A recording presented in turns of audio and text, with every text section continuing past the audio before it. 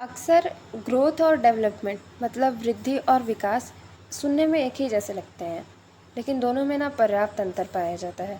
अब वो अंतर किस किस बेसिस पे होता है, अभी हम लोग उसको पढ़ने वाले हैं। फिर हम लोग पहले समझेंगे कि ग्रोथ क्या है, फिर डेवलपमेंट क्या है और उन दोनों में क्या महत्वपूर्ण अंतर होते हैं, उसको हम लोग पढ़ेंगे। अगर हम लोग बीएड के लिए पढ़ रहे हैं तो उसमें सब्जेक्टिव फॉर्म में हमें सब कुछ लिखना पड़ता है, एक्सप्लेन करना पड़ता है, तो ये वीडियो काफ़ी हेल्पफुल रहेगा। और अगर हम लोग सीटेट या सीजीटेट की तैयारी कर रहे हैं तो उसमें भी ये ऑब्जेक्टिव फॉर्म में पूछता है, और अगर कॉन्सेप्ट क्लियर रहेगा तो हम लोग अच्छे से वहाँ पे अपना आंसर टिक कर सकते हैं। अब पढ़ते हैं। ग्रोथ क्या होता है? शरीर के अंगों का आकार, भार आदि में बढ़ना। अगर कहीं पे भी ग्रोथ की बात आती है तो हम लोग सीधे से यही बोलते हैं कि जो हम लोग देख पा रहे हैं, जैसे 2 साल का बच्चा जब 4 साल बाद हम लोग उसको देखते हैं तो आकार में वो बढ़ चुका होता है, हाइट उसकी बढ़ चुकी होती है, बॉडी वेट भी बढ़ चुका होता है। मतलब उसमें जो होता है वो ग्रोथ होता है, उसको हम लोग डेवलपमेंट नहीं कहेंगे। अभी हम लोग बात सिर्फ ग्रोथ की करेंगे, ठीक है। मतलब उसके शरीर के अंगों का उनके अंगों की वृद्धि होती है और साथ में उनके कार्य करने की क्षमता बढ़ती है। कार्य करने की क्षमता कैसे बढ़ेगी? जैसे जो 2 साल का बच्चा होगा वो हाथ में लगभग पेन को ही पकड़ लिया, ठीक। लेकिन अब उसको अगर हम लोग कोई बड़ी वस्तु दे देंगे तो वो थोड़ी उठा पाएगा। तो ये चीज़ अंतर होता है उसमें। अब क्या होता है, ये मात्रात्मक बदलाव की बात करता है। जैसे अभी बताई ना, बॉडी वेट, लेंथ हो गया उसका, तो ये एक निश्चित समय अंतराल में बढ़ता जाता है, उसी चीज़ की बात। और सबसे महत्वपूर्ण बात यह होती है कि ग्रोथ जो होता है ना, एक निश्चित टाइम पीरियड के लिए होता है, ठीक है। उसके बाद वो रुक जाती है, लेकिन डेवलपमेंट नहीं रुकता है। और जो डेवलपमेंट क्या होता है उसको पढ़ते हैं कि ये क्रमिक विकास को बदलाता है। मतलब कि एक कंटिन्यूअस प्रोसेस होता है कि बच्चा पहले तोतली आवाज़ में बोलना सीखेगा, फिर शब्दों को बनाना सीखेगा, फिर वाक्यों को बनाना सीखेगा, धीरे धीरे करके वो किसी भाषा को सीखेगा। वो भी पहले उस भाषा को सीखेगा जो उसके परिवेश में बोली जाती है, उसके बाद वो किसी अदर लैंग्वेज को सीखेगा। तो ये एक क्रमिक विकास को बदलाता है, ठीक है। अब ये होता है व्यक्ति की भावनात्मक स्थिति प्लस वृद्धि।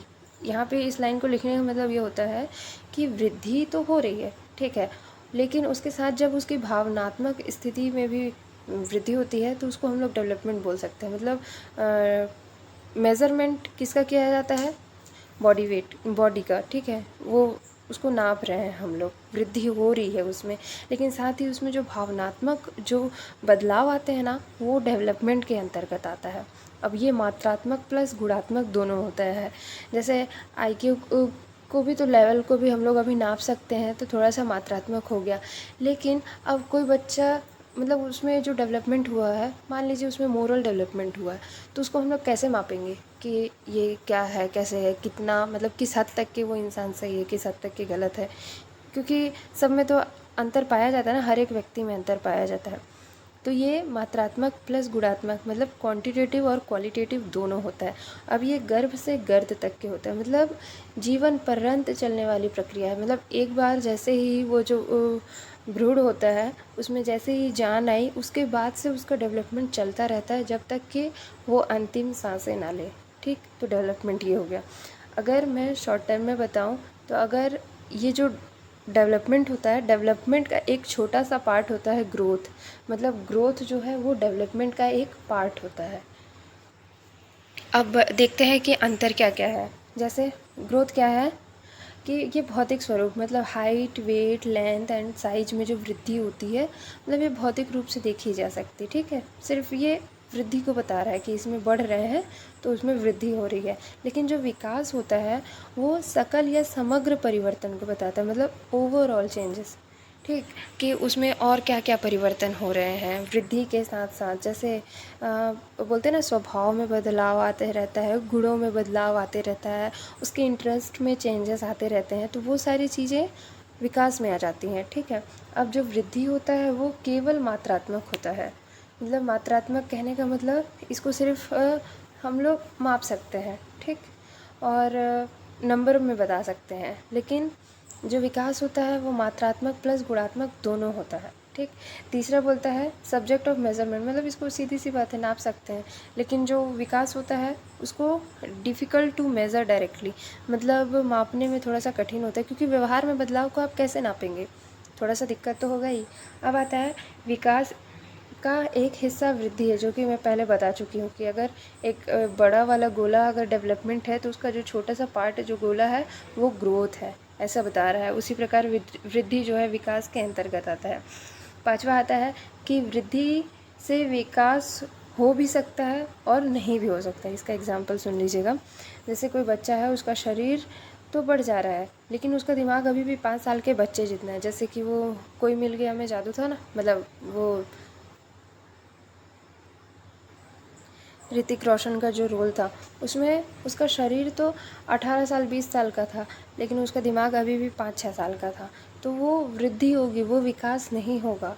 लेकिन कई बार क्या होता है ना, विकास जो होता है, विकास हो जाता है लेकिन वृद्धि नहीं हो पाती। मतलब बच्चे का जो शरीर है या फिर कोई पार्ट है वो नहीं बढ़ पाएगा, लेकिन उसमें सारी चीज़ें आ जाएंगी जो एक ह्यूमन बीइंग में होती हैं, तो उसको हम लोग बोलेंगे कि इसमें विकास हो चुका है। ठीक है, वृद्धि हो या ना हो। अब हम लोग इसको ये समझ सकते हैं कि विकास हेतु वृद्धि का होना अनिवार्य नहीं है, और अगर वृद्धि हो गया है तो ज़रूरी नहीं है कि उसमें विकास हो गया हो। अब आता है निश्चित समय तक वृद्धि होने के बाद यह रुक जाती है। सीधी सी बात है, हम लोग का जो हाइट भी होता है वो एक समय तक के ही बढ़ता है, फिर उसके बाद वो रुक जाता है। लेकिन जो विकास होता है ये निरंतर चलने वाली प्रक्रिया है, मतलब वूम टू टूम, मतलब जन्म से लेकर के मृत्यु तक विकास सदैव होता रहता है। अब आप बोलेंगे कैसे, मतलब वो अपनी एक्सपीरियंस से भी तो सीख रहा है ना। पहले तो आसपास की चीज़ों से सीख रहा है, लेकिन जो 55 साल का व्यक्ति होता है वो अपने लाइफ में जो जो चीज़ें हुई हैं उसके साथ उन चीज़ों को भी तो फील कर रहा है, रियलाइज़ कर रहा है, मतलब कुछ ना कुछ तो सीख ही रहा है ना। अब पहले के लोगों को आदत नहीं थी फ़ोन चलाने की, लेकिन अब वो सीख रहे हैं, मतलब मोबाइल चलाना उनको आ रहा है, तो ये तो डेवलपमेंट है ना। अब बारी आती है विकास को और वृद्धि को प्रभावित करने वाले कारकों की। ये बहुत ही इंपॉर्टेंट टॉपिक है सिलेबस में सीटेट के, तो इसको देखते हैं। पहला क्या होता है, हेरिडिटी, मतलब आनुवंशिकता।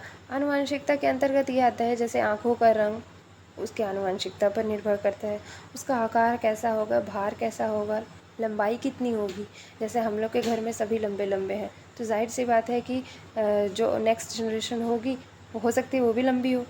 फिर आता है इंटेलिजेंस, ये भी आपका आनुवंशिकता पर निर्भर करता है। एप्टीट्यूड और प्रवृत्ति उसकी कैसी होगी, ये सारी, मतलब ये कुल मिलाकर के बायोलॉजिकल प्रोसेस होता है। ये पूरी तरीके से जो होता है बायोलॉजी पर निर्भर करता है। पेरेंट्स से जो लक्षण बच्चों में जाते हैं वो। अब हेरिडिटी को तो हम लोग देख लिए। सेकंड आता है इन्वायरमेंट, मतलब वातावरण। अब हम लोग जिस प्रकार के वातावरण में रहेंगे हम लोग का वृद्धि भी उसी टाइप से होगा और विकास भी उसी टाइप से होगा। जैसे अगर हम लोग शहर में रहते हैं तो वहाँ के माहौल के अकॉर्डिंग हम लोग कुछ ना कुछ करने रहते, जैसे वहाँ बहुत ज़्यादा कॉम्पिटिशन होता है किस चीज़ में, आर्ट हो गया, ड्रामा हो गया, डांस हो गया, ये सारी चीज़ों में, तो हम लोग खुद को एकदम इन्वॉल्व रखते हैं। लेकिन जो हम लोग जैसे अगर गांव में रहने लगते हैं तो गांव में एक अलग ही टाइप का इन्वायरमेंट होता है, मतलब सुबह उठो अपने सारा काम धाम करके फिर जो भी है। लेकिन शहर में और गांव में पर्याप्त अंतर पाया जाता है, तो ये इन्वायरमेंट पे भी निर्भर करता है।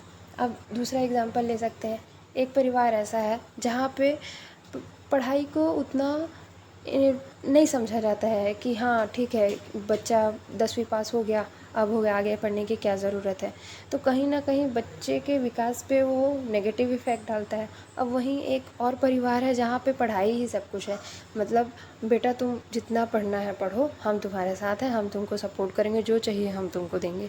तो बच्चा भी तो अच्छे से उसमें प्रोग्रेस करेगा ना, उसका डेवलपमेंट अच्छे से होगा। तो ये होता है इन्वायरमेंट। ठीक। अब तीसरा आता है पोषण, न्यूट्रिशन। अब बोलते हैं ना स्वस्थ शरीर में ही स्वस्थ मस्तिष्क का निवास होता है। अब शरीर ही स्वस्थ नहीं है, आपका बहुत मन है, हाँ आपका मन कह रहा है, दिमाग कह रहा है कि मुझे 4 घंटे बैठ के पढ़ना है, लेकिन आप जैसे ही पढ़ने बैठे आपका सर दर्द, पेट दर्द, कुछ ना कुछ कमर दर्द होने लगा, तो आप पढ़ाई अच्छे से नहीं कर पाएंगे, जाहिर सी बात है। तो वृद्धि और विकास को ये जो न्यूट्रिशन होता है, पोषण होता है, वो बहुत ही इफ़ेक्ट करता है। अब अदर वे में भी आप ले सकते हैं, जैसे एक परिवार है जो मुश्किल से 2 वक्त की रोटी खा पा रहा है, और एक और दूसरा परिवार है जहाँ पे 56 भोग बन रहे हैं। तो दोनों घर के बच्चों में तो अंतर पाया जाएगा ना, तो वो भी तो प्रभावित कर रहा है इसको। अब आता है लिंग, मतलब सेक्स। ये होता है different growth rate in boys and girls, मतलब जो मेल होते हैं और फीमेल होते हैं, बॉयज़ एंड और गर्ल्स होते हैं, उनमें अलग अलग रेट में होता है, अलग अलग टाइम पे होता है। जैसे कि जो एडोलसेंस एज में जो होता है, एडोलसेंस स्टेज जो होता है, उसमें लड़कियों की शरीर में जो ग्रोथ होती है ना, वो बहुत ही तेज़ी से होती है, ठीक है। मतलब और वहीं जैसे ही इन लोग एडोलसेंस एज के लास्ट में होते हैं बॉयज़, फिर इन लोग की ग्रोथ स्टार्ट होती है। कहीं इन लोग में जो फिज़िकली जो बनावट होता है, या आप बोल लीजिए इमोशनल, मतलब हर एक स्तर पे दोनों में पर्याप्त अंतर पाया जाता है। वहीं बॉयज़ को बोलते हैं ना, लंबे होते हैं अक्सर, और ये साहसी होते हैं। हालांकि लड़कियां भी होती हैं, लेकिन कहीं ना कहीं दोनों में अंतर पाया जाता है। ये भी प्रभावित करता है लिंग को। अब ये लिंग दूसरे तरीके से भी प्रभावित करता है, जैसे वृद्धि और विकास को। कई घरों में बेटियों को पढ़ने नहीं दिया जाता है, तो उसका विकास तो रुक गया ना। अगर तुमको पढ़ना भी है तो तुम पहले घर का काम करो, उसके बाद अपने लिए टाइम निकालो। और वहीं लड़के को पूरा टाइम मिल रहा है, मतलब 24 घंटे में उसको पूरा उसका 24 घंटा दे दिया जा रहा है लड़के को, और लड़की को बोला जा रहा है कि तुम पहले पूरा घर का काम करो, उसके बाद उसके पास बचेगा कम से कम 6-7 घंटे। तो दोनों में तो कहीं ना कहीं अंतर तो दिखेगा ही ना, उन लोगों के विकास में ये सारी चीज़ें आएंगी। अब आता है अर्ली स्टिमुलेशन, मतलब शीघ्र उत्तेजना। अब हम लोग क्या करते हैं, बच्चों को ना अक्सर हम लोग कहानियाँ सुनाया करते हैं, या फिर जो कॉमिक बुक आती है उसमें से हम लोग उनको कुछ इंस्पिरेशन वाले स्टोरीज सुनाते हैं, और उनके अंदर ये डालने की कोशिश करते हैं। जैसे कि किसी बच्चे को बोल देंगे बचपन से ही कि देखो डॉक्टर लोग कितने अच्छे होते हैं, ऐसा करते हैं वैसा करते हैं, तुम्हें भी बनना चाहिए, तुम भी ट्राई करो ऐसे करके। तो हम लोग उसमें इंटरेस्ट जगा रहे हैं, या फिर किसी बच्चे में इंटरेस्ट है तो हम लोग उसको और भी ज़्यादा उत्प्रेरित कर रहे हैं, प्रेरित कर रहे हैं कि हाँ आप आगे बढ़ो, आगे बढ़ो, आगे बढ़ो। तो ये होता है शीघ्र उत्तेजना। तो इससे भी बच्चे का विकास प्रभावित होता है, मतलब जहाँ पे वो नॉर्मल था उसको हम लोग और इन्फॉर्मेशन दिए उस चीज़ से रिलेटेड, और वो तेज़ गति से उसको तैयारी करने लगा उसकी। ठीक, अब आता है बच्चे के पालन पोषण का अभ्यास, मतलब चाइल्ड रेयरिंग प्रैक्टिस। मतलब ये होता है कि बच्चे का पालन पोषण किस तरीके के माहौल में किया गया है। अब अगर घर में गाली गलौज हो रहा है तो जाहिर सी बात है कि बच्चा उसी टाइप का बिहेवियर रखेगा। घर में अगर पेरेंट्स रूड हैं या फिर कोई भी फैमिली मेम्बर, तो कहीं ना कहीं वो स्वभाव बच्चों में आ ही जाता है। वहीं अगर एक परिवार हो जहाँ पे सब एक दूसरे की बात सुने, मम्मी की इज्जत सबसे अच्छा, हाँ सबसे अच्छा एग्जांपल देती हूँ। बहुत सारे घरों में क्या होता है, मम्मी को मम्मी को ज़्यादा रिस्पेक्ट नहीं दिया जाता है, मतलब उनके फैमिली मेम्बर के थ्रू। तो बच्चे क्या वो देखते हैं, वो सीखते हैं कि हाँ कोई इज्जत नहीं कर रहा है, मम्मी की तो सब सहती है, तो हम लोग भी बदतमीज़ी कर सकते हैं। मतलब उनको ऐसा लगता है कि हमको लाइसेंस मिल गया है, क्योंकि सब कर रहे हैं तो हमें भी करने में क्या दिक्कत है। अब वहीं एक परिवार ऐसा होता है जहाँ पे मम्मी मम्मी होती है, मतलब उसको हर रिस्पेक्ट मिलता है, और बच्चों के सामने मम्मी के साथ अच्छे से बात किया जाता है, तो वो बच्चा कभी भी ऐसा नहीं सोचता कि मैं मम्मी की डिसरिस्पेक्ट करूं। तो इस चीज़ पे भी, मतलब पालन पोषण पे भी बहुत ही ज़्यादा इफ़ेक्ट पड़ता है वृद्धि और विकास में।